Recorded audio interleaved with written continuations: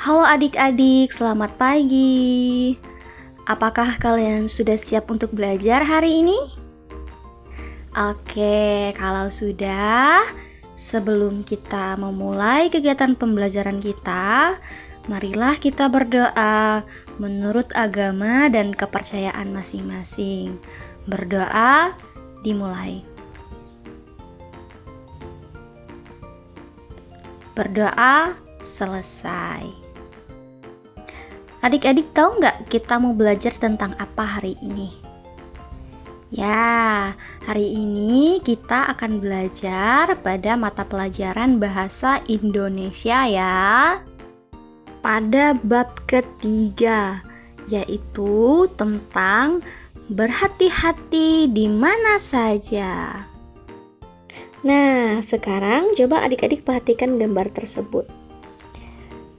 Pada gambar tersebut terlihat sekelompok anak-anak yang sedang memegang tulisan yang bertuliskan, oke kita baca sama-sama ya. Utamakan selamat. Sekali lagi, utamakan selamat. Nah, ini artinya apa? Artinya ketika adik-adik bepergian kemanapun, dimanapun, adik-adik harus mengutamakan keselamatan ya. Oke, harus mengutamakan keselamatan. Oke, sekarang kita lanjut ke halaman berikutnya ya. Di sini ada tujuan pembelajaran. Jadi, tujuan pembelajaran kita adalah kalian dapat berbicara dengan volume yang tepat sesuai keadaan dan tempat bicara.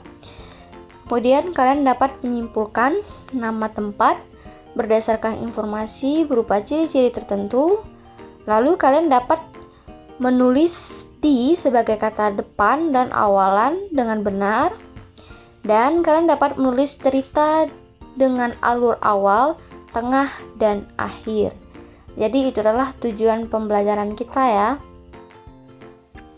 Nah, sekarang kita siap-siap belajar ya. Coba adik-adik perhatikan gambar di bawah ini. Apa yang sedang dilakukan kedua anak tersebut disebut apakah garis-garis yang ada di jalan? Nah, terlihat pada gambar kedua anak tersebut sedang berjalan kaki dan menyeberangi jalan. Nah, garis-garis putih yang mereka lewati tersebut disebut dengan zebra cross. Nah, adik-adik bisa lihat garis yang putih yang ada tanda panahnya, yaitu disebut dengan zebra cross. Lalu, perlu adik-adik ketahui, zebra cross adalah penyeberangan jalan yang ditandai dengan garis-garis putih melintang seperti pola kulit zebra. Adik-adik pernah lihat hewan zebra tidak? Hewan zebra itu hewan yang kulitnya bercorak hitam putih, persis seperti zebra cross. Nah, jadi zebra cross ini di atas permukaan jalan berfungsi sebagai fasilitas bagi pejalan kaki untuk menyeberang jalan dengan aman. Oke, selanjutnya bacalah cerita berikut bersama teman secara bergantian. Para siswa akan pergi ke taman. Bu Rida mengajari cara menyeberang yang aman. Tunggu sebentar, tengok kanan lalu tengok kiri. Sesudahnya tengok kanan lagi. Namanya 4T. Pada cerita yang sudah kita baca tadi, adik-adik dapat melihat di situ ada huruf yang ditandai dengan warna kuning, dan hurufnya adalah huruf T yang berjumlah 4 atau yang dinamakan dengan 4T, yaitu yang pertama tunggu, yang kedua tengok kanan, yang ketiga tengok kiri, dan yang keempat tengok kanan lagi. Nah, ini artinya ketika adik-adik akan menyeberangi jalan, adik-adik harus tunggu dulu, lalu tengok kanan dan tengok kiri. Pastikan apakah ada kendaraan yang akan melintas atau melaju.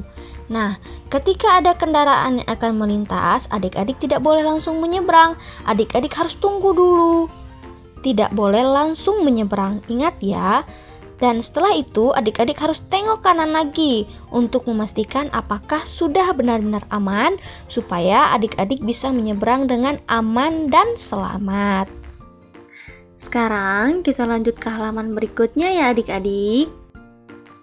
Bisa adik-adik lihat pada halaman ini terdapat sebuah dialog. Yuk kita baca bareng-bareng. Bu Rida, tunggu Davi, kita akan menyeberang bersama-sama. Berdirilah bersama teman-temanmu. Kata Davi, baik Bu. Sekarang coba adik-adik perhatikan pada gambar sudut kiri atas. Nah, di situ terdapat sebuah garis lurus dan diikuti tanda titik di bawahnya. Nah, itu namanya tanda seru. Tanda seru dipakai pada akhir kalimat perintah. Sekarang kita kembali ke dialog yang sudah kita baca tadi ya adik-adik. Nah, kira-kira adik-adik tahu nggak di bagian mana tanda serunya dipakai? Ya betul, pada bagian dialog Bu Rida. Di kalimat tunggu Davi, kita ulangi sekali lagi ya, tunggu Davi. Nah, pada ujung kata Davi, di sini terdapat tanda serunya. Karena apa? Karena kalimat ini adalah kalimat perintah. Di sini, Bu Rida menyuruh Davi untuk menunggu sebentar atau memerintahkan Davi untuk menunggu. Nah, itu adalah salah satu contoh penggunaan tanda seru ya adik-adik. Sekarang yuk kita baca dialog pada halaman berikutnya ya adik-adik. Di sini terdapat percakapan antara Bu Rida, Omi, dan Banyu. Yuk kita baca. Bu Rida, bagaimana cara menyeberang jalan yang aman? Omi, tunggu sebentar, kemudian tengok kanan. Bu Rida, betul. Lalu apa lagi? Banyu, tengok kiri, lalu tengok kanan lagi.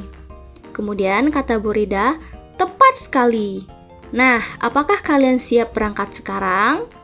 Lalu jawab semua anak-anak, siap.